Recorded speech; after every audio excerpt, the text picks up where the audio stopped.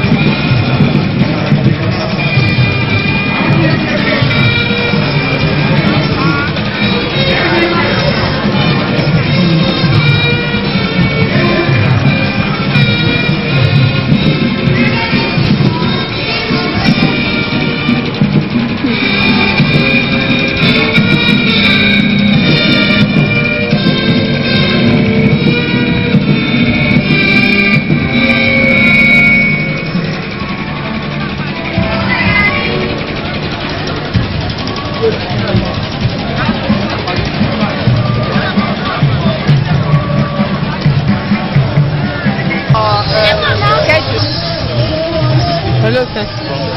From Lagos State. Okay. Hello, sir. Okay, the governor in his speech talked about the bill that was passed about the rights of the child. What is your opinion about this bill? And from your own observation, what do you think the Lagos State government has done so far to improve the welfare of the child? Yeah, it is. We expect the state government, having celebrated today as a special day for Nigerian child, to move a little further to see that this bill passed should be implemented to the letter, because it is a different thing to pass a bill but another thing to implement it. And for this bill to get down, we need a committed body. We need a trusted body can be able to assist the government, the state government, to make sure that these bills are implemented to the letter. That is the only thing that can be able to assist both urban centers and rural areas. We have all the local governments. The government have almost all the necessary machineries to make sure these bills are maintained and implemented to the letter.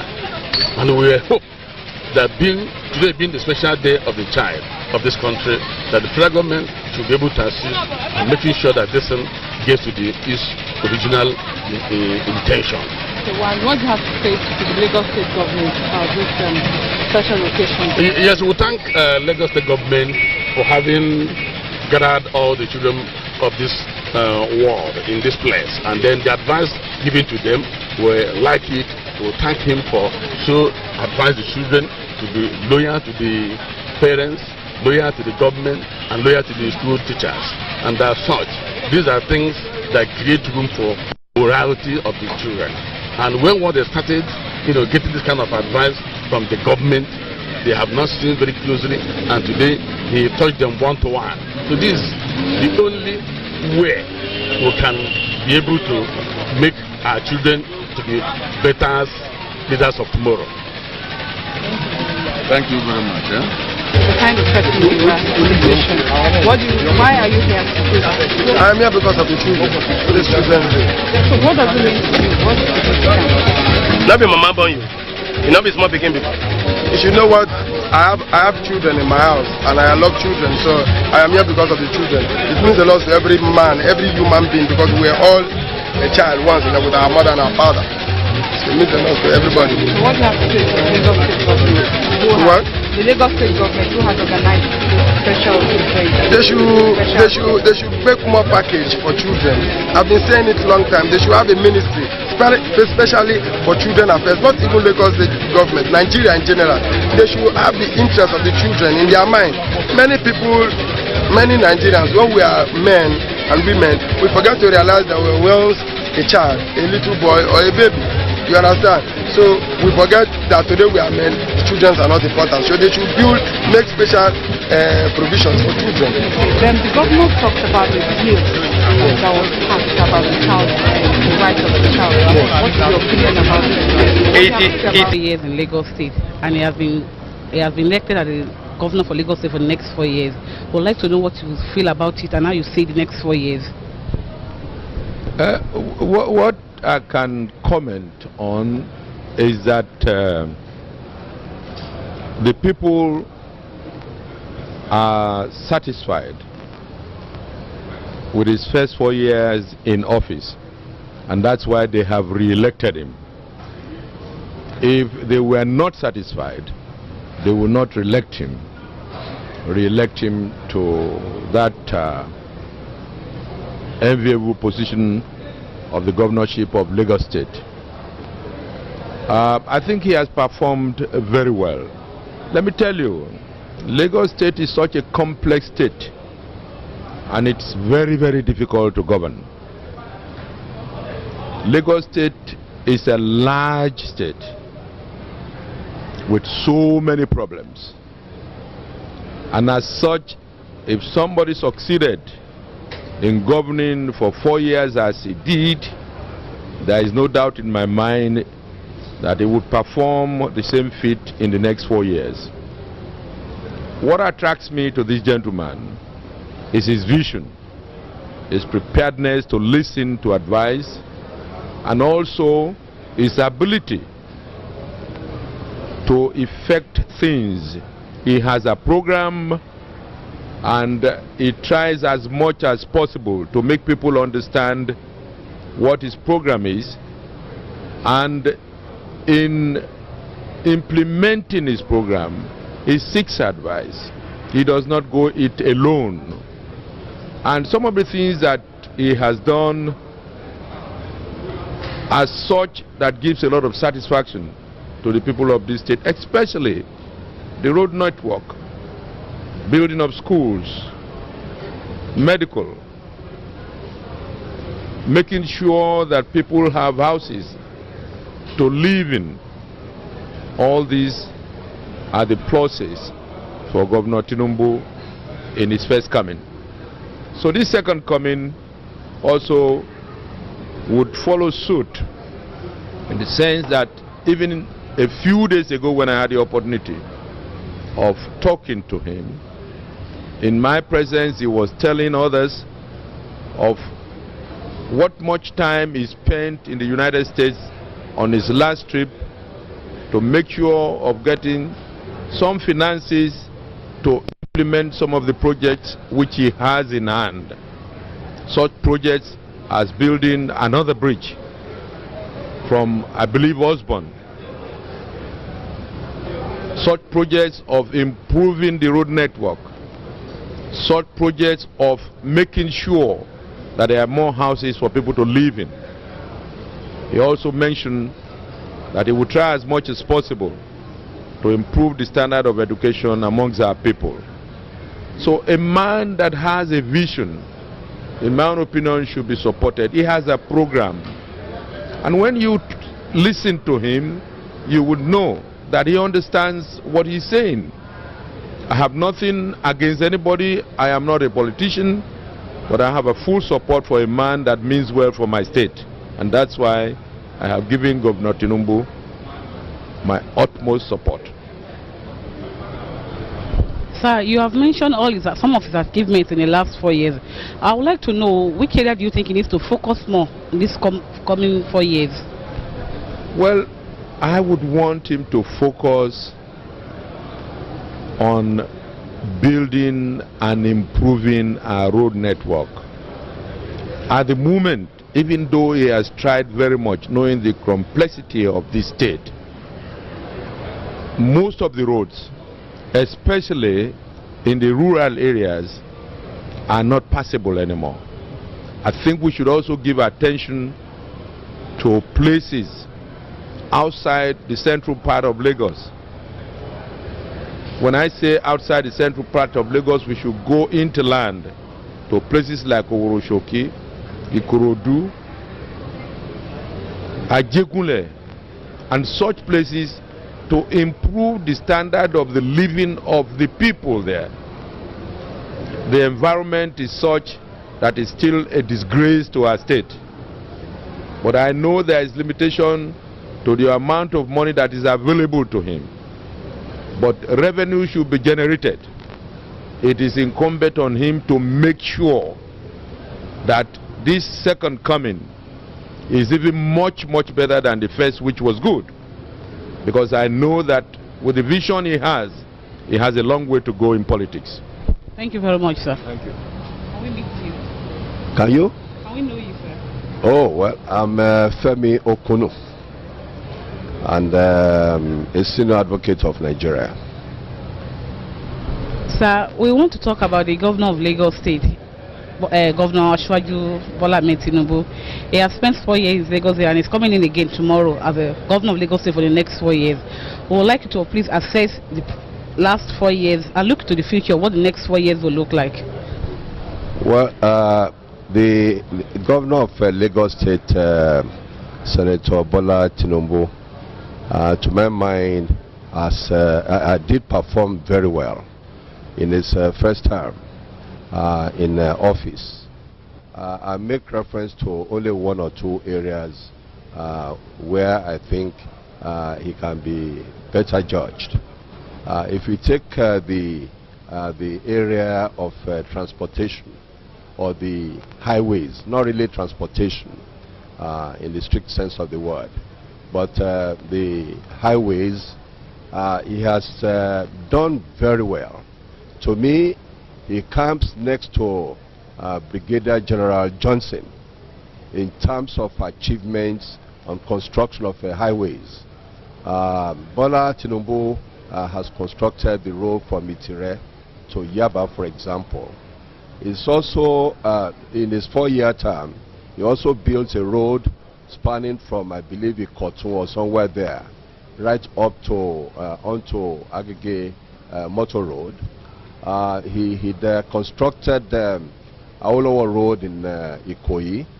The Odeku Road is under construction also in Victoria Island. And I believe, I understand also that there have been road projects in other parts of the state. So if you take his road program, for example, I think he's done very well.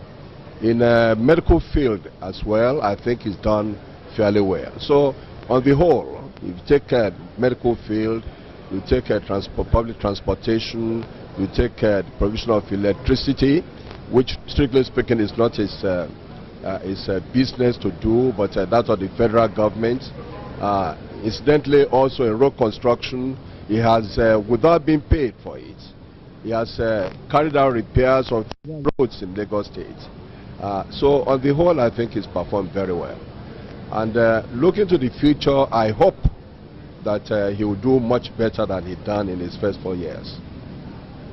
Thank you very much, sir. Professor of Law.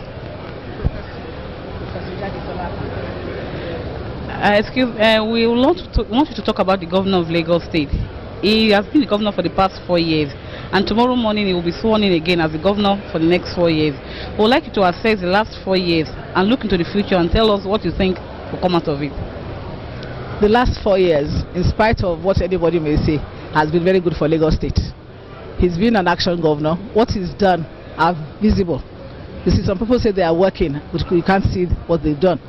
When they ask me what have I seen, I say I've seen the roads, particularly the one that is near where I live, the Lawansin Express, that leads me to the airport within 15 to 20 minutes instead of going on the Ikorodu Road.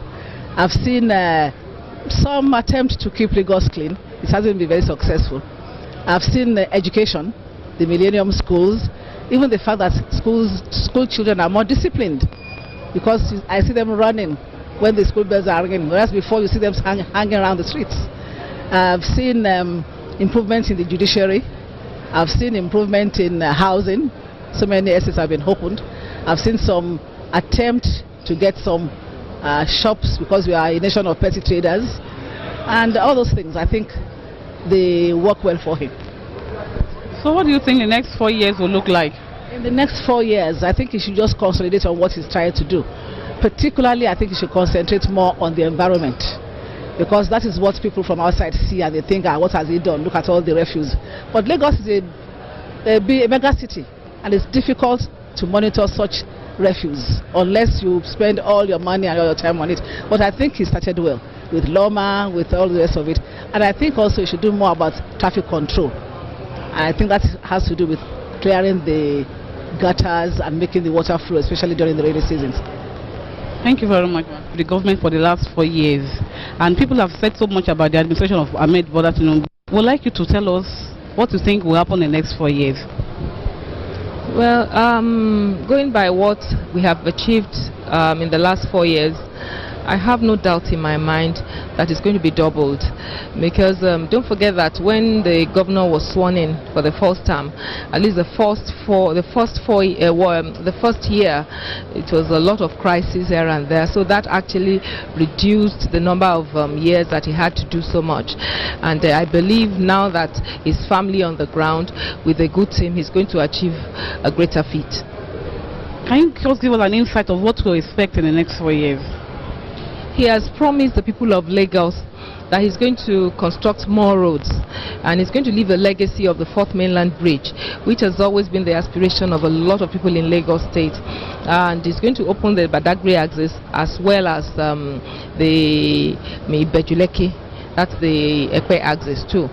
And he's going to do a lot too in the area of hospitals. He's going to construct more hospitals, and he has also promised that he's going to complete the Millennium Schools. Already we have 5. There are still 20 more to be constructed, and that is going to complete before the end of the tenure. Thank you very much. You're welcome.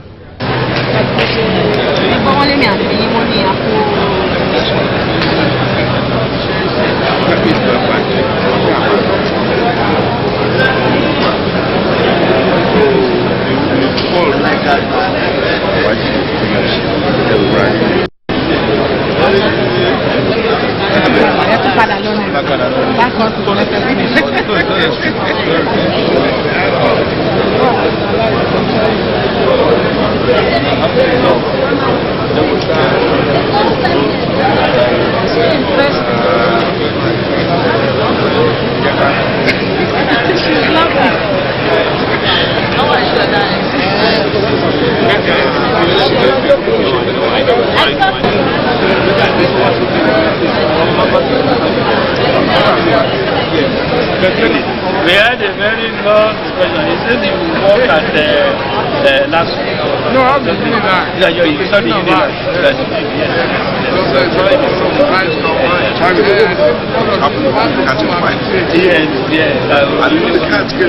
We begin. All the people.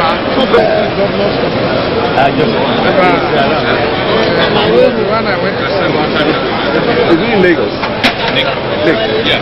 Where is that?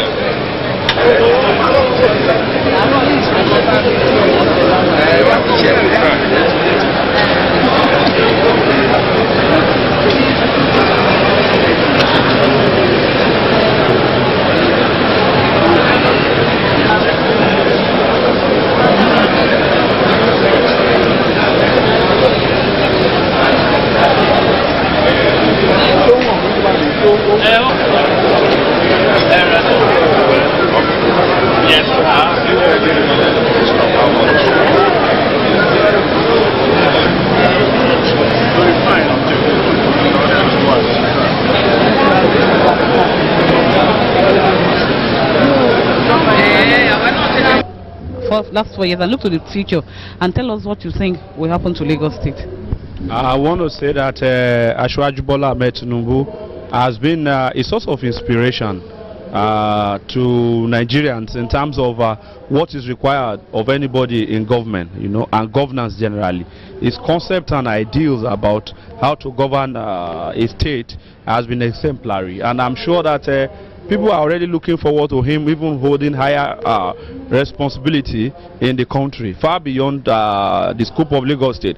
Whomever can rule Lagos State successfully, I want to assure you, is qualified to be president in maybe 13 or 14 different African countries put together, because the state is as wide and as big, and you discover that his inspirational leadership has been something that had really propelled Lagos State to become center of excellence in truth and in deed. Sir, I would want you to look into the future. What do you think are the things he needs to focus on this time around?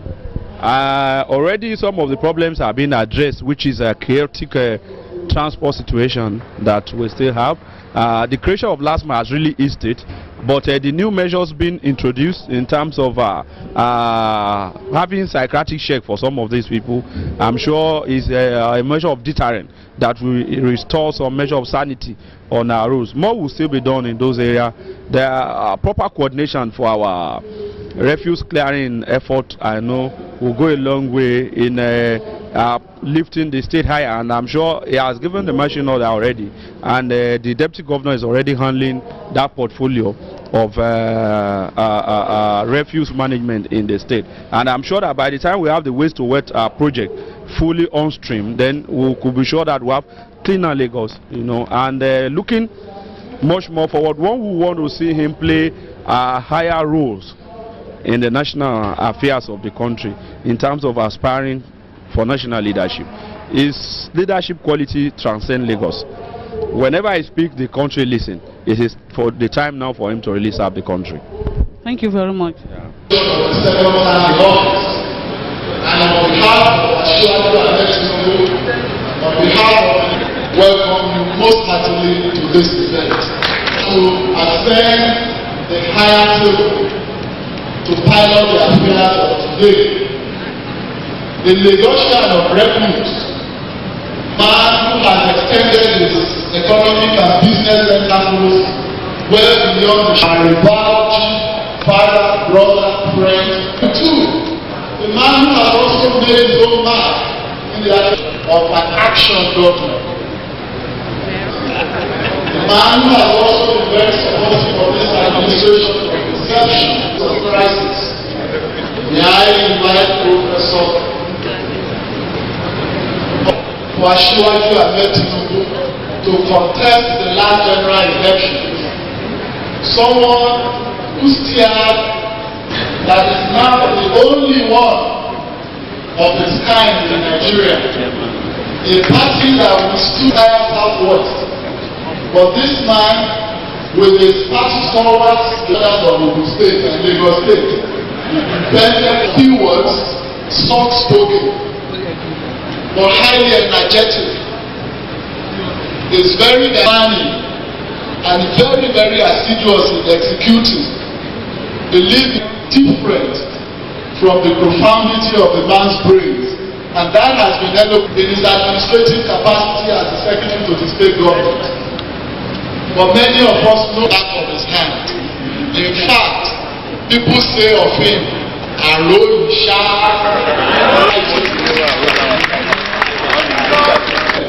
In the First Republic, Second Republic, and now an elder statesman, the political backbone of the Alliance for Democracy in Lagos State, far into no less person than Senator Sikiru Shade. He has been worthy of emulation in terms of his reverence to God. May I respectfully invite he is a father also. He is a member of the family. He is a man whose prolific writing in the press is immense. I refer to Professor Mr. Sagi to as the Amazing of Nigeria's academic circle.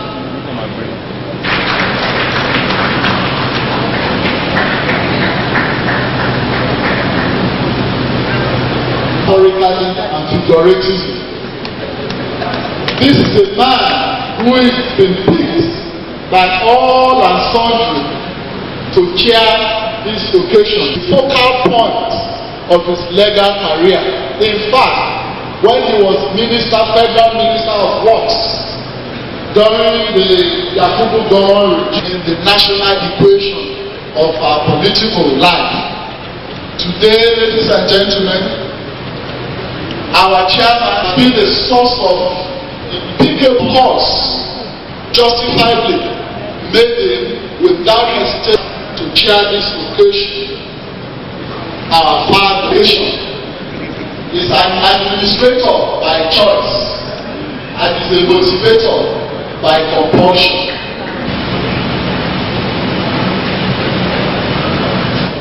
Elijah Femi Ogudu, our guest lecturer, the body of permanent secretaries, Elijah Arola, distinguished ladies in Lagos State. As chroniclers of history on the 29th of May 1999 was the swearing of the Titanic for responsibility and all the authorities was on that same day at so many other levels, various people who come to leadership in Nigeria and their possessions. He gave us social freedom and the right for the de-annulment of the unjustly truncated journey to democracy in 1993. Suppressed, detained, abused. His house was many a man in this and drink, not to talk of financing the struggle. I can be quoted on record, and I'm proud to say that Asiwaju Bola Ahmed Tinubu was one of the major financiers of the Nakiego struggle abroad and within.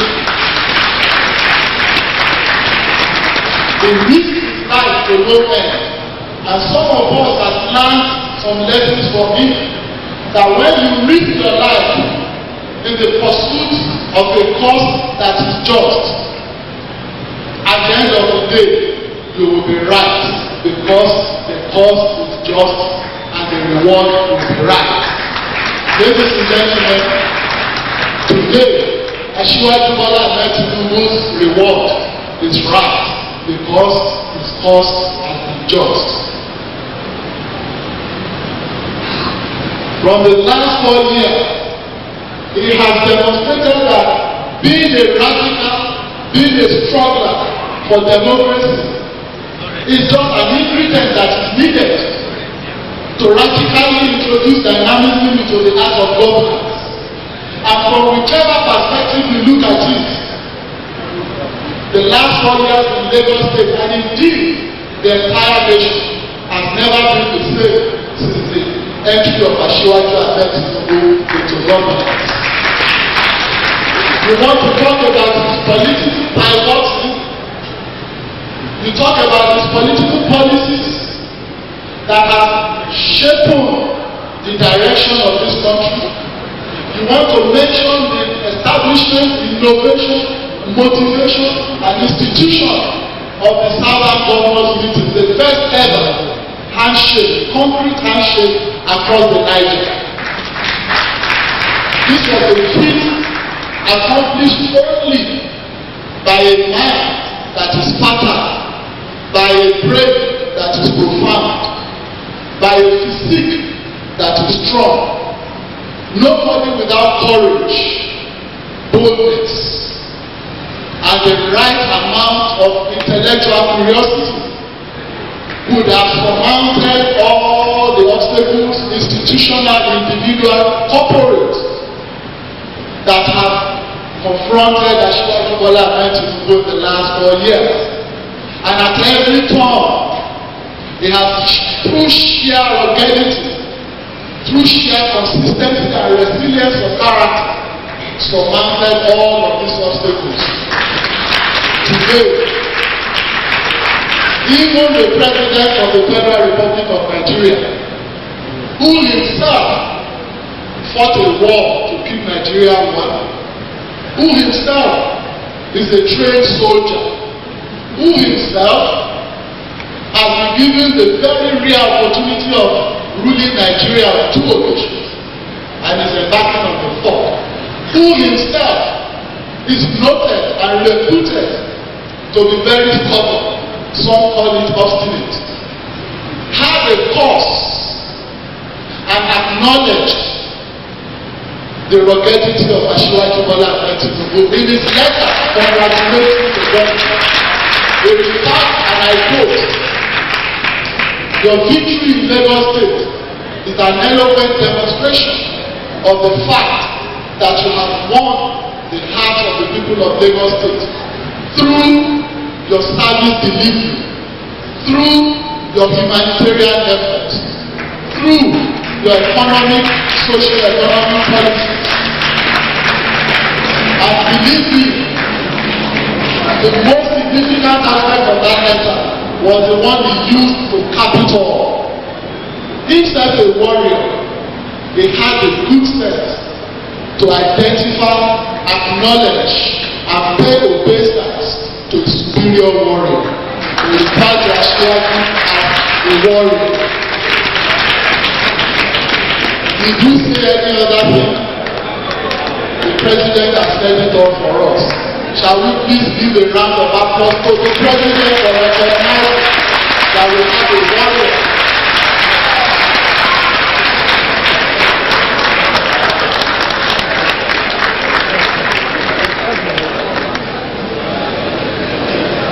Distinguished ladies and gentlemen,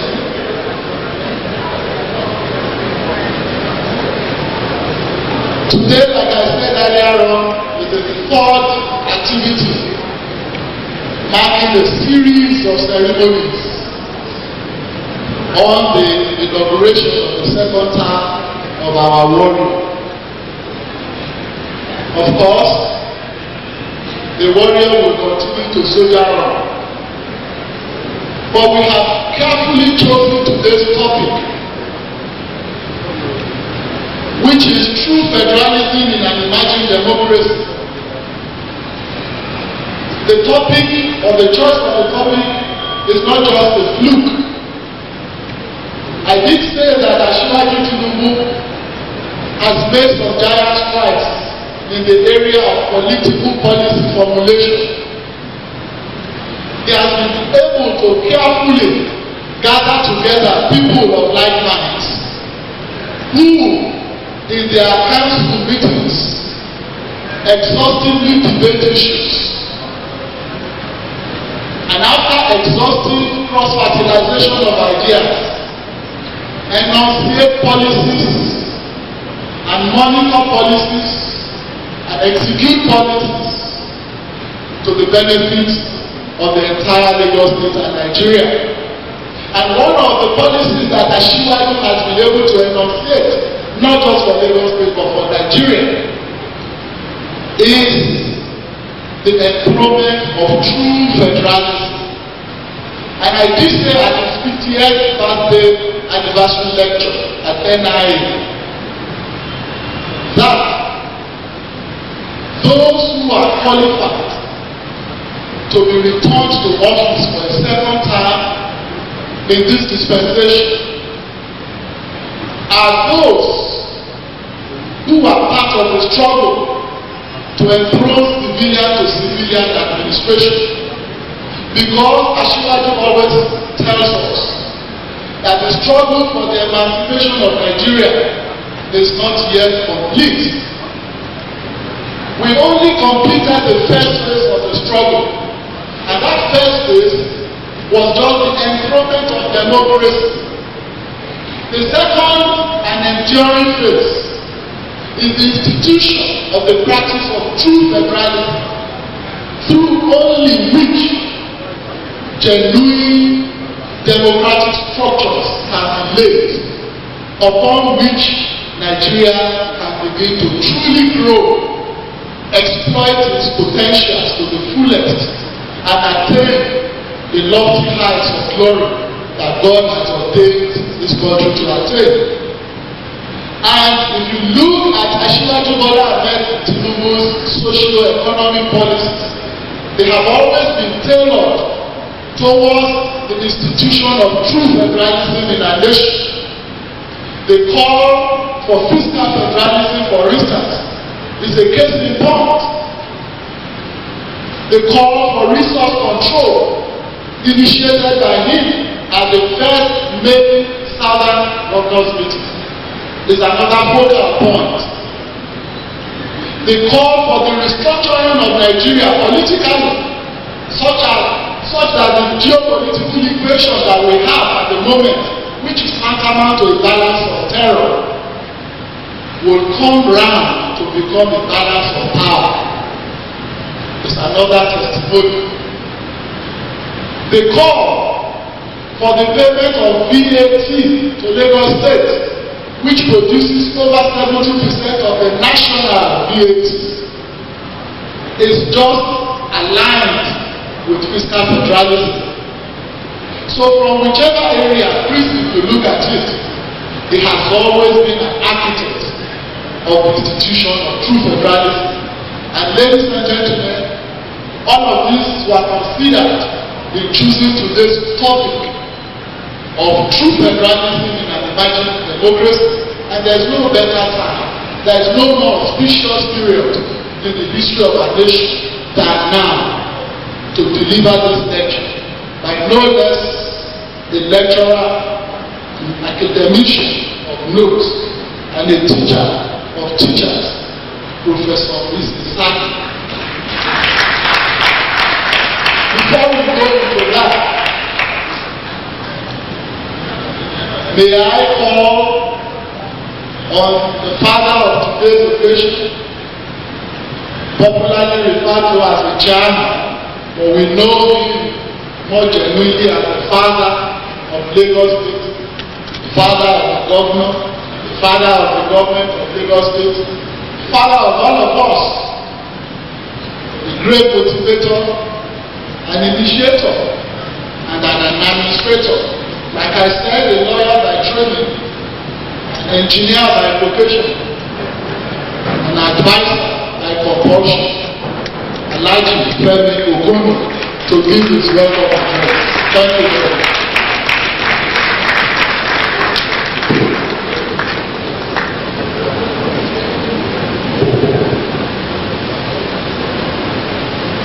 Your Excellency, the Governor of Lagos State, Your Excellency, the Deputy Governor of Lagos State, the elders of Lagos State and of Nigeria, because those who are gathered here are not just from Lagos State. I believe we are from different parts of Nigeria. So I greet the elders who are gathered here, both on the high table and in front of me here. I greet all our younger members of the Nigerian society who are here this morning.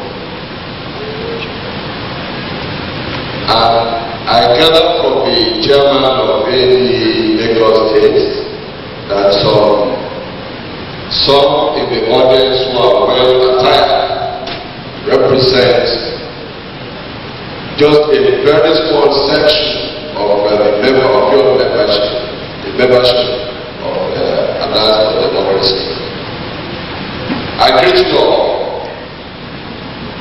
My task is very simple, and I would like to reserve my comments at the end of the lecture.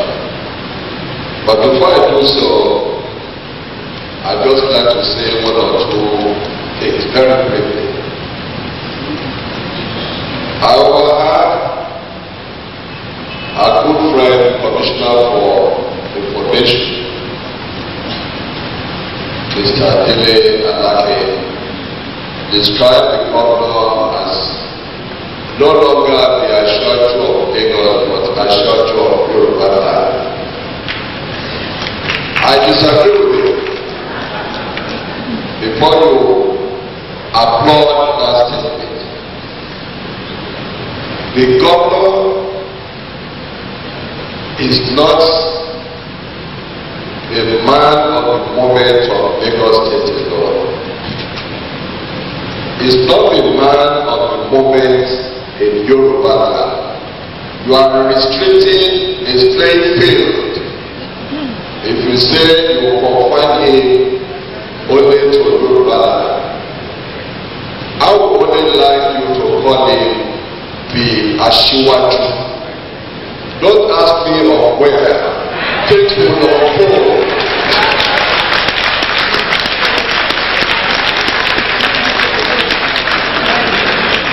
You know, Lagos has always been the center of history.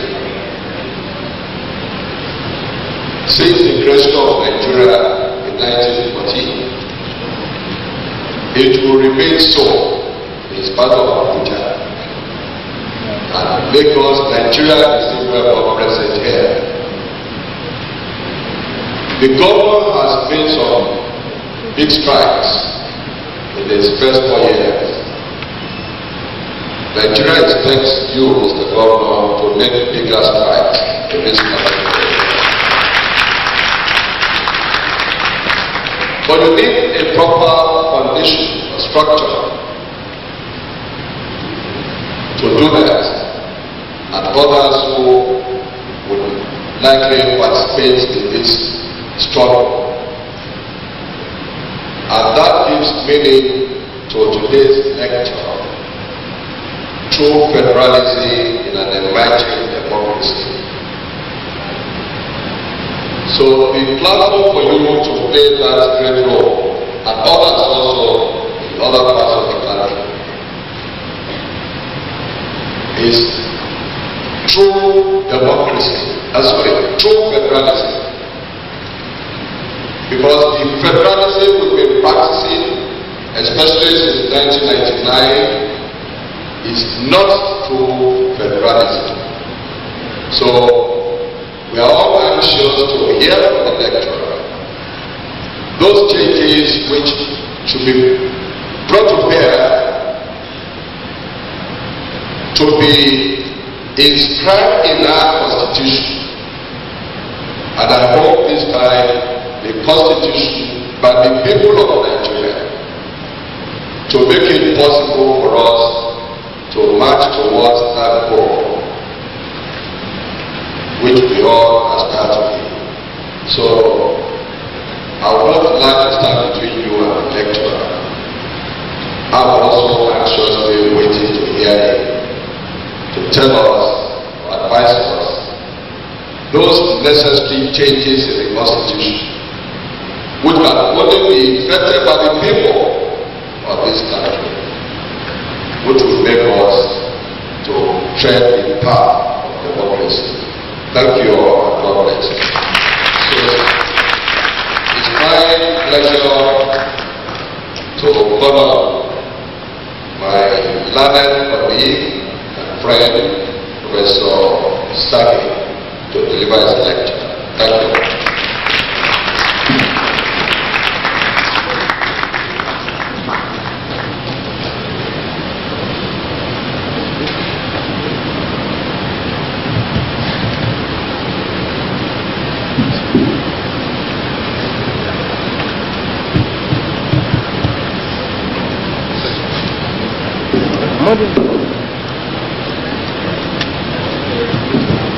Your Excellency, Governor-elect Bola Tinubu,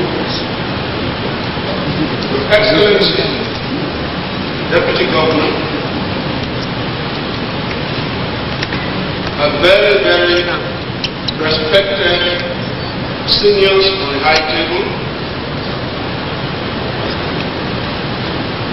the Honorable Justices of the Supreme Court and Court of Appeal, if any are here present, our real fathers,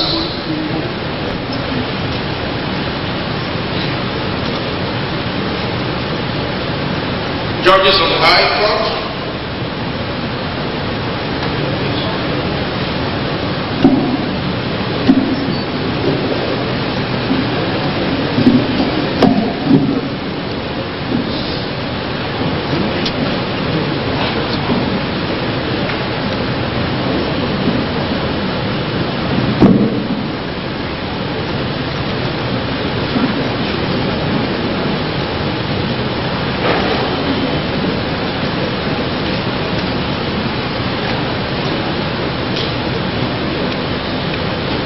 state commissioners, distinguished guests, distinguished ladies and gentlemen. It is an extraordinary honor and privilege to be invited to deliver this lecture in commemoration of the commencement of the second term in office of an excellent man at the helm of the Center of Excellence.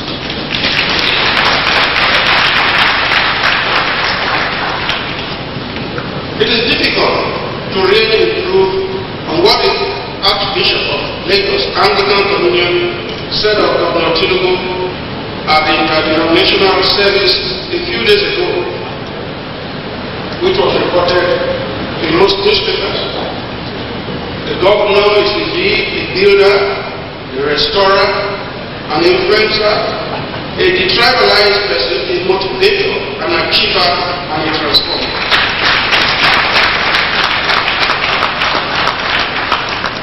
He is the restorer of hope. He restored hope for this country and a lot of us. He is a just person. He is kind. He is very sensitive to people's feelings. Above all, he is a very humble man. His humility is touching because of his great position, because of his brilliance, which everybody has noted. We who live in Lagos, make our living here, are particularly lucky that he has attracted to his government a galaxy of stars as commissioners who have worked so compatibly with him to produce unquestionably the most creative, productive, socially progressive, and forward-looking administration in this country.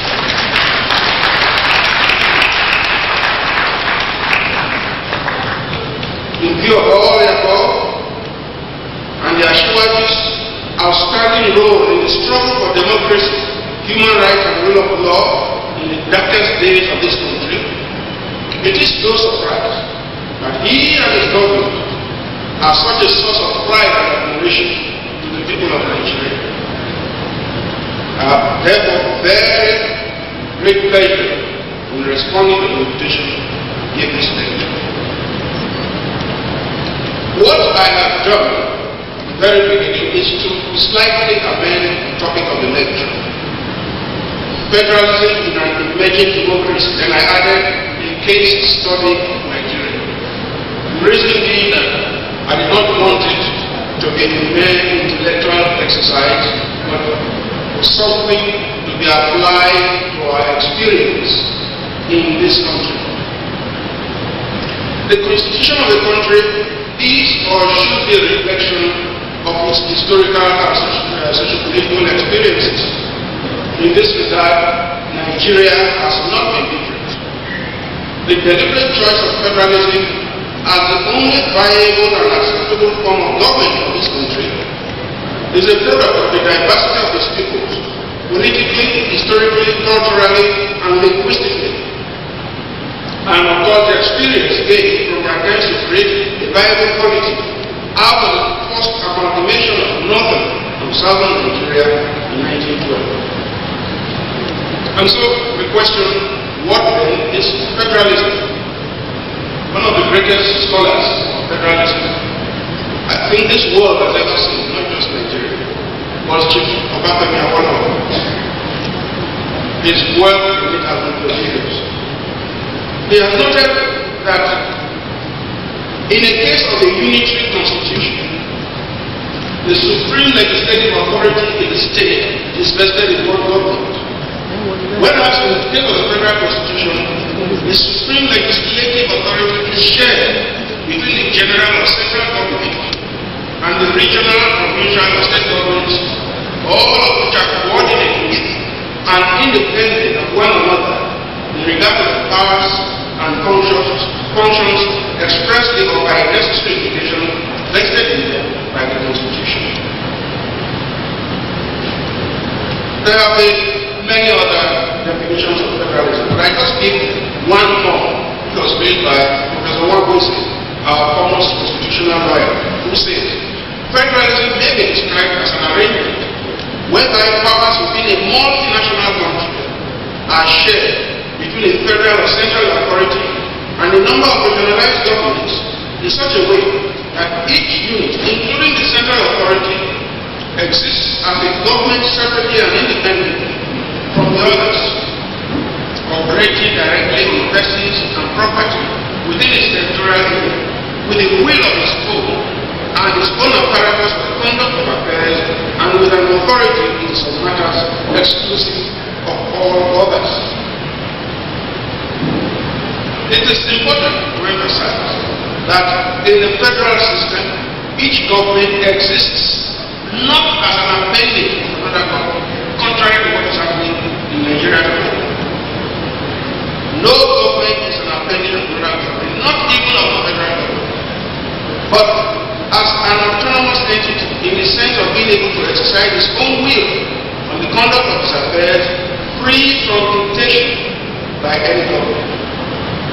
And so the central government or federal government on the one hand, and the state governments on the other hand, are autonomous in their respective states.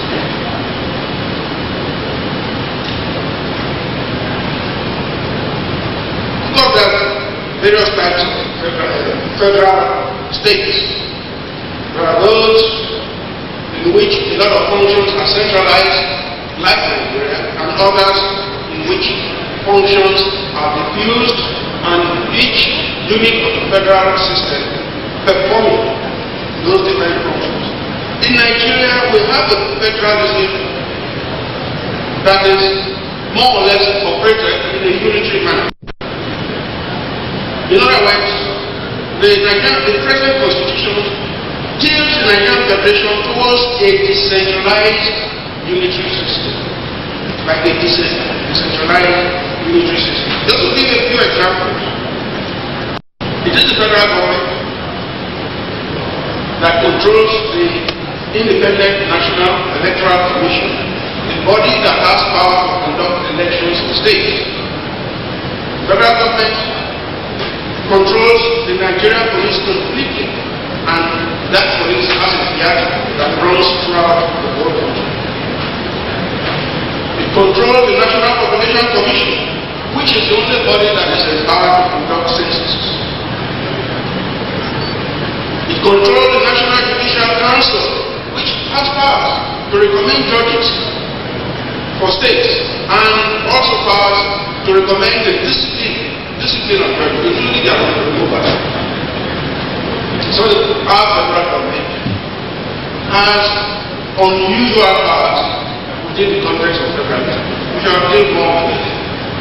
The next question: what determines whether or not the country should be federal government? Again, we have to refer extensively to Chikawolo. Many have written, but he has done the most thorough work I've ever come across in this way. It's amazing that the man was a full-time politician. And I will quote him there. He says, from our study of the constitutional evolution of all the countries of the world, and we studied the constitutions of all the countries of the world, showed it in the study. The first in any country where there are divergences of language and of nationality, particularly of language, a unitary constitution is always a source of bitterness and hostility on the part of linguistic or national minority groups. On the other hand, as soon as the federal constitution is introduced, in which each linguistic or national group is recognized and accorded regional autonomy, any bitterness and hostility against the constitutional arrangements as such disappear. And it goes forward. That's quite enough to make a point. Then the next question I ask is, why federalism in Nigeria? And the answer to that is very simple. Nigeria has one of the largest diversities of nationalities, kingdoms, republics, autonomous communities, and so on, in any land in this world, in any territory.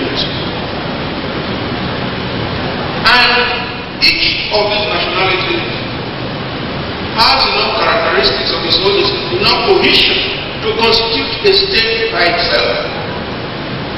Our usually very conservative and detached Supreme Court was compelled to take judicial notice of this fact when it gave judgment on the so-called resource control case. And then the Supreme Court made the following statement. Until the advent of the British colonial rule in what is now known as the Federal Republic of Nigeria, there existed at various times sovereign states known as emirates, kingdoms and empires made up of ethnic groups in Nigeria. Each was independent of the other with its mode of government indigenous to it. At one time or another, these sovereign states were either making wars with each other or making alliances on equal terms. This position existed throughout the land now known as Nigeria. That's the Supreme Court speaking. That's why, personally, I feel a bit surprised when Chief Awolowo was criticized when in 1947, when he wrote the book Path to Nigerian Freedom, he made the following very, very famous statement, which has been proved so accurate that it amazes everyone that someone could have written so accurately about the state of Nigeria at such an early stage. This is what he said. He said, Nigeria is not a nation. And I will explain what this means. It doesn't mean that we shouldn't be in one country, but we are not a nation. It is a mere geographical expression. There are no Nigerians in the same sense as there are English, Welsh, or French. The word Nigeria is a mere distinctive appellation to distinguish those who live within the boundaries of Nigeria and those who do not. Can anybody call that? I don't think so. And it then goes on to list the various ethical groups in Nigeria. I mentioned 10 major ones. I spoke of the large number of smaller ones. And it goes on. It is a mistake to call them tribes. Each of them is a nation by itself with many tribes and clans. There is as much a difference between them as there is between Germans, English, Russians, Turks, for instance. That they have a common overlord does not destroy this fundamental difference. That is the truth, which existed then and which exists even more today. But that reality is the problem we are facing today. That reality, in the face of suffocating unitary federalism that we have, that is the problem of Nigeria today. And it is interesting that our founding fathers in Nigeria observed this and in fact made provision for it. But the advent of the military changed all that. Ahmadu Bello, for example, said as long ago as 1953, 60 years ago there was no country called Nigeria. What is now Nigeria is Nigeria consisted of a large and small communities, all of which were different in their outlook and beliefs. The advent of the British and of Western education has not materially altered the situation. And these many and varied communities have not knit themselves into a composite unit. What is said in 1953 is more true today than at the time he said it. One state in the place of one Nigeria we now have. And so for governance to be successful, this diversity has to be successfully and correctly managed. We have our crises in this country endlessly because that has not been done.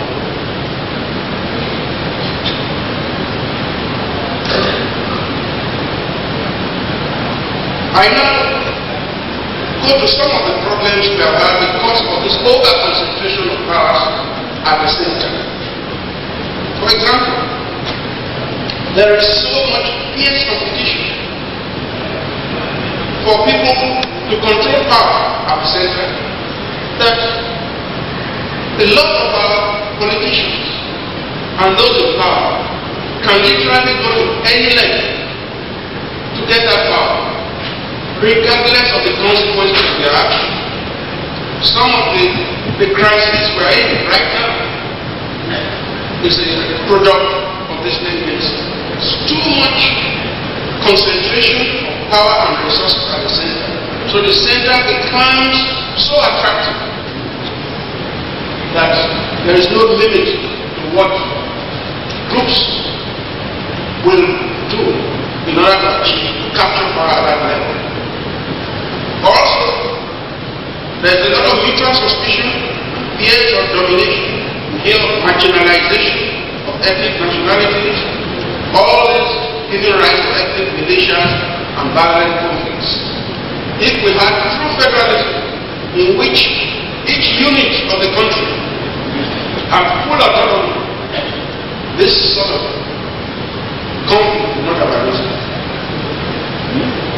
The oil producing areas, particularly at the moment, are in a state of crisis and conflict because their resources are being controlled by people far away in Africa.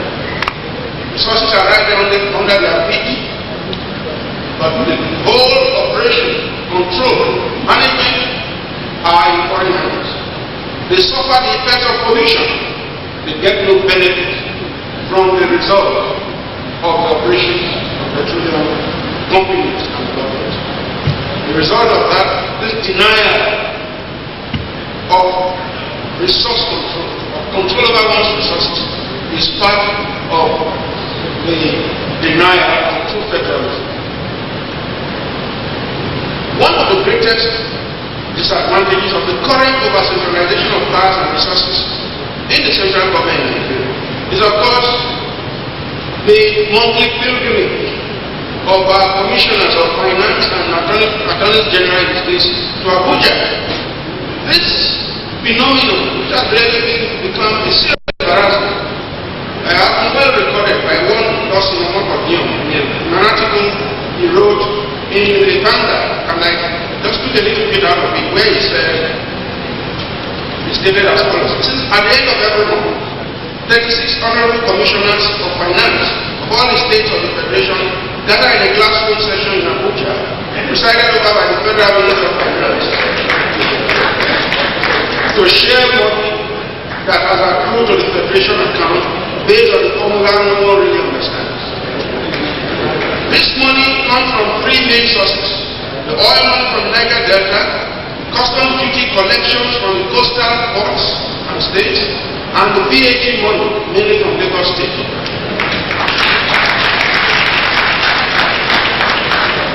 After sharing, the commissioners now head back to their respective governments to report what they have received and how to allocate the areas of defining priority. The way the funds is used is not the subject of this article, but as you know, easy come, easy go. And because over 2/3 of the states do not suffer any pain in the generation of this federation account, they fritter the money away and wait for the next monthly allocation. And at the end of the next month, they all come back to Abuja for the monthly routine. It is inconceivable for any state to grow with this type of economic structure that puts state governments on welfare benefits, or what the Americans call dole. It's a very serious problem. And I can give another example. Very recently, the president on his own amended the revenue allocation formula, giving the federal government 56%, all on his own without any legislation. Because all the 36 states went to court, went to the Supreme Court, and the Supreme Court upheld the action of the president on the ground that what he was exercising his powers under section 315 of the Constitution, by which he can amend laws to bring them in line with the Constitution.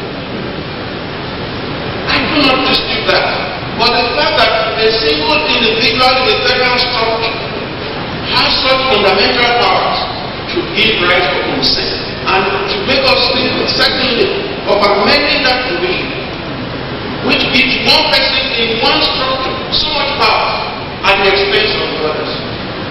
I think also we read recently that even the monkey Abuja January pilgrimage has been suspended unilaterally by the federal government on the ground that anything paid to the outgoing governors would not be properly accounted for.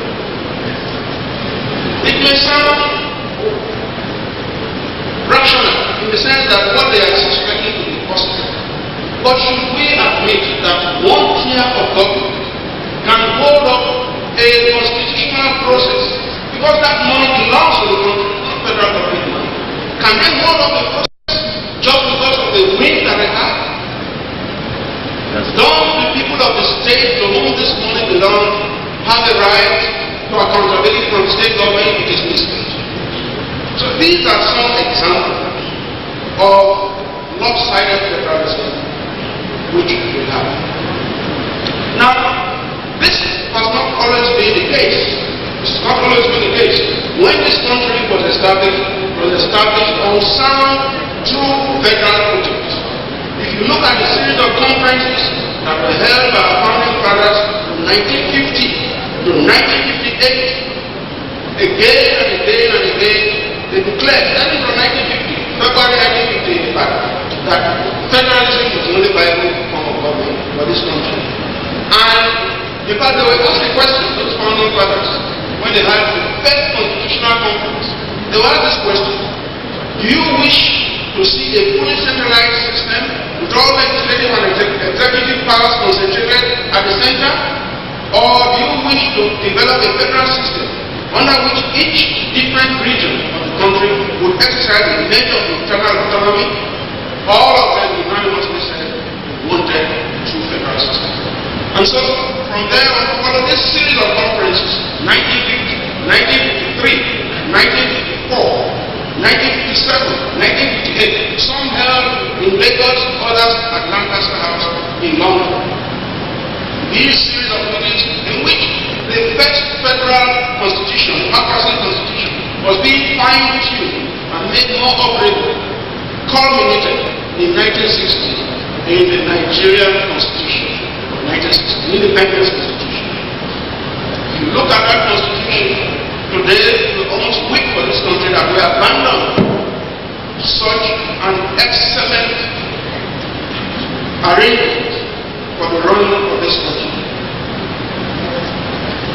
That constitution, which was reenacted in 1963, but made republican in other words, instead of the queen we now had a ceremonial president, contained a lot of interesting things, which we can simply feel nostalgia about today. Each region had its own separate constitution, in addition to the federal constitution. Each region had its own coat of arms and motto, separate from that of the federal government. Each region even had its independent diplomatic mission to Britain. And each of those agents general took an interest in the people of that region. Whereas the single one we have today is not interested in anybody. The regional government had residual powers. In other words, anything not spelled out in the constitution became a matter of regional competence. And if you look at that constitution, the only items which were exclusively federal were aviation, borrowing of outside Nigeria, control of capital issues, copyright, deportation, external affairs, extradition, immigration, shipping, mines and minerals, military affairs, post and telegraphs, and railways. Those are the only things exclusively federal. All other important items were in the concurrent list, thus permitting the regions equal rights to legislate and operate in those areas. And I will just give you a list of some of those areas where, at that time, regional government had the right to legislate. These included arms and ammunition, bankruptcy and insolvency, census, commercial and industrial monopolies, combines and trusts, higher education, industrial development, regulation of professions, maintaining and securing of public safety and public order, registration of business links, statistics, and so on. Regions have every right to legislate. It is very important that more than anything else, this also, in addition to it, of course, the regions had exclusive rights in certain areas. Those areas were agriculture, housing, education except tertiary education, health, water resources, local government, and so on. These were all exclusively regional, not federal. Of course, also the regions not only had the power to establish high courts, they were also empowered to establish courts of appeal. And you will recall that the West had a Western State Court of Appeal, which was later abolished by the federal government. In addition to all this, having given the regions so much political power, they were also given sufficient economic power to carry out this responsibility. If you look at the revenue allocation provision of 1960 and 1963 Constitution, you will see that the regions were very well provided for on the derivative principle. It was fully a derivative-based system of allocation.